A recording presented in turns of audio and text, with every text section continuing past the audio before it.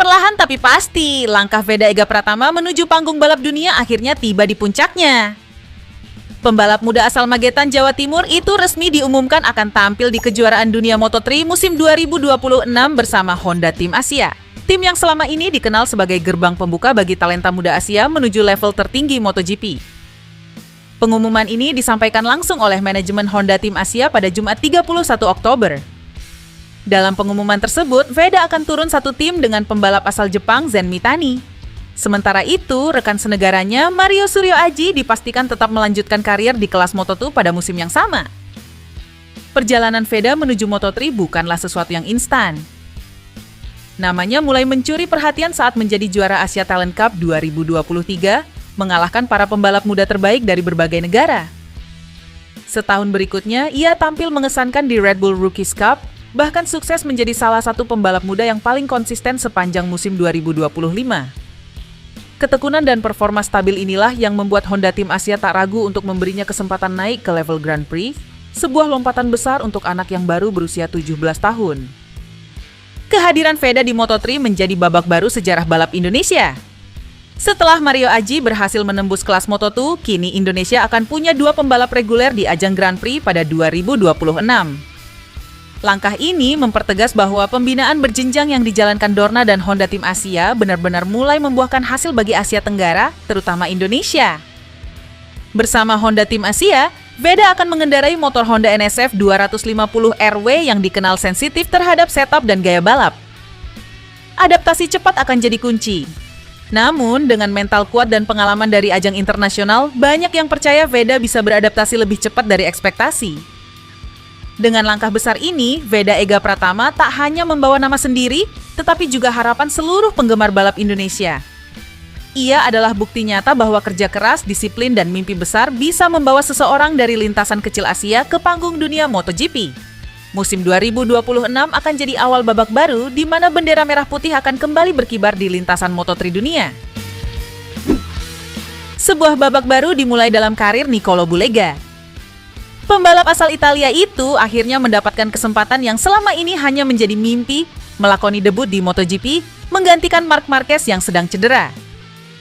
Kabar besar ini datang langsung dari Ducati pada Jumat 31 Oktober. Mereka resmi mengonfirmasi bahwa Bulega akan turun di dua seri terakhir MotoGP 2025, yakni Portimao dan Valencia, bersama tim Ducati. Ia akan menunggangi Desmosedici GP25, motor yang sama seperti yang biasa dikendarai Marc Marquez. Nama Bulega bukan sosok asing di dunia balap. Ia merupakan lulusan VR46 Academy, akademi pembalap milik Valentino Rossi. Setelah 6 musim berjuang di Moto3 dan Moto2 tanpa hasil mencolok, karirnya justru bangkit ketika ia pindah ke World Superbike pada 2023. Di sana, Bulega langsung mencetak sejarah, menjadi juara dunia Supersport 2023 bersama Ducati. Setahun kemudian, ia naik ke kelas utama dan langsung tampil luar biasa, meraih kemenangan di debutnya dan menutup musim dengan status runner-up dunia. Prestasi itu membuat Ducati melihatnya sebagai sosok penting dalam proyek jangka panjang mereka.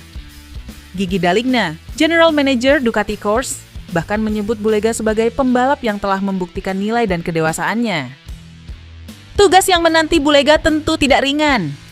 Ia harus menggantikan Marc Marquez, sang 7 kali juara dunia MotoGP yang absen karena cedera bahu kanan. Tapi justru disitulah letak tantangannya dan peluang emas untuk menunjukkan kemampuannya. Bulega sendiri mengaku tak ingin terbebani. Debut di MotoGP adalah mimpi semua pembalap sejak kecil. Saya tidak akan menaruh ekspektasi berlebihan. Saya hanya ingin menikmati pengalaman ini dan belajar sebanyak mungkin, ujarnya dengan tenang. Bagi Ducati, keputusan ini bukan sekadar pengganti darurat. Mereka melihat Bulega sebagai bagian dari regenerasi pembalap Italia di dalam struktur mereka. Dengan menurunkannya di dua seri akhir, Ducati memberi kesempatan bagi Bulega untuk merasakan atmosfer MotoGP lebih awal, sekaligus menjadi test rider potensial untuk musim depan. Selain itu, debut ini juga memberi Ducati waktu untuk menilai seberapa cepat Bulega beradaptasi dengan karakter motor MotoGP yang jauh lebih agresif dibanding Superbike. Luca Marini baru-baru ini melontarkan gagasan menarik tentang perubahan format kualifikasi MotoGP. Menurutnya, sistem yang berlaku saat ini belum memberikan keadilan bagi semua pembalap, terutama mereka yang gagal masuk langsung ke sesi Q2. Seperti diketahui, dalam format sekarang, 10 pembalap tercepat di sesi latihan Jumat otomatis lolos ke Q2. Sementara sisanya harus berjuang di Q1 pada Sabtu pagi untuk merebut 2 tiket tersisa. Artinya, hanya ada 2 pembalap dari Q1 yang bisa naik ke Q2.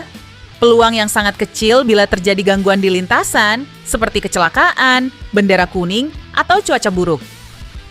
Marini menilai kondisi ini seringkali membuat hasil kualifikasi tidak mencerminkan kecepatan sesungguhnya para pembalap. Kadang kamu sudah cepat, tapi sedikit insiden di lintasan bisa menghapus semuanya, ujarnya. Ia merasa situasi seperti ini tidak adil, terutama di era sekarang ketika posisi start begitu menentukan hasil di sprint race dan Grand Prix utama. Sebagai solusi, Marini mengusulkan agar MotoGP meniru sistem di kelas Moto2 dan Moto3, di mana 4 pembalap terbaik dari Q1 bisa melaju ke Q2. Dengan cara ini, para rider yang punya potensi cepat tapi kurang beruntung tetap mendapat kesempatan tampil kompetitif. Ia juga menyoroti betapa sulitnya memulai balapan dari posisi ke-13 atau lebih rendah karena harus menyalip banyak pembalap hanya untuk masuk ke zona poin. Usulan ini pun membuka diskusi baru di paddock MotoGP. Format kualifikasi yang selama ini dianggap ideal ternyata masih punya celah. Pendapat Marini mencerminkan suara para pembalap yang ingin sistem lebih adil. Bukan hanya soal kecepatan di satu lap, tapi juga kesempatan yang sama bagi semua untuk bersaing di barisan depan. Sebagai pembalap kawakan dan penguji utama KTM, Pol Espargaro sudah melihat banyak talenta muda datang dan pergi di dunia MotoGP. Namun ada satu nama yang membuatnya benar-benar kagum sekaligus sedih. Pedro Acosta. Dalam wawancara dikutip Motorsport, Pol tak bisa menutupi perasaannya. Ia mengaku sedih melihat Acosta tidak bisa tampil maksimal bukan karena kurang kemampuan, tapi karena keterbatasan motor KTM saat ini. Pedro jauh lebih cepat dari ini. Kalau dia menggunakan motor lain, mungkin sudah menang balapan, ungkap Pol jujur. Ucapan itu bukan tanpa alasan. Acosta, yang baru berusia 21 tahun, sudah memiliki catatan luar biasa di dunia balap. Juara dunia Moto3 pada 2021, kemudian Moto2 pada 2023, dan menjadi rookie sensasional di MotoGP 2024. Namun, meski sering bersaing di barisan depan, kemenangan masih belum datang dan Pol menilai penyebabnya bukan dari sisi pembalap. Menurutnya, KTM RC16 saat ini masih tertinggal dari motor-motor buatan Ducati dan Aprilia dalam hal stabilitas dan akselerasi. Hal ini membuat potensi besar Acosta seperti tertahan. Kami tahu dia punya bakat luar biasa, tapi motor kami belum bisa memberinya apa yang dibutuhkan untuk menang. Kendati begitu, semangat Pol dan tim KTM tidak surut. Mereka terus bekerja keras di balik layar untuk memperbaiki performa motor, terutama menjelang musim depan. Pol yakin jika pengembangan berjalan sesuai rencana, Pedro Acosta akan segera menunjukkan versi terbaiknya, bukan sekadar sebagai pembalap muda cepat, tapi calon juara dunia sejati. Di sirkuit Barcelona, nama Kiandra Ramadipa kembali mengharumkan Indonesia. Pebalap muda asal Sleman ini sukses membuat lagu Indonesia Raya berkumandang setelah meraih kemenangan luar biasa di ajang European Talent Cup 2025. Yang membuatnya semakin spesial, Kiandra memulai balapan dari posisi ke-24. Namun, dengan determinasi tinggi dan strategi matang, ia terus menyalip satu persatu lawan di lintasan. Dari posisi buncit, Kiandra tampil agresif, menjaga ritme, dan akhirnya melesat ke barisan depan. Pertarungan sengit terjadi di lap-lap terakhir. Kiandra bersaing ketat dengan Carlos Cano dan Travis Borges, bahkan sempat bersenggolan. Namun, semangat juangnya tak surut. Di tikungan terakhir, ia menyalip dan finish pertama dengan selisih hanya 0,007 detik. Setelah balapan, Kiandra tak kuasa menahan haru. Saya tidak percaya bisa menang dari posisi ke-24.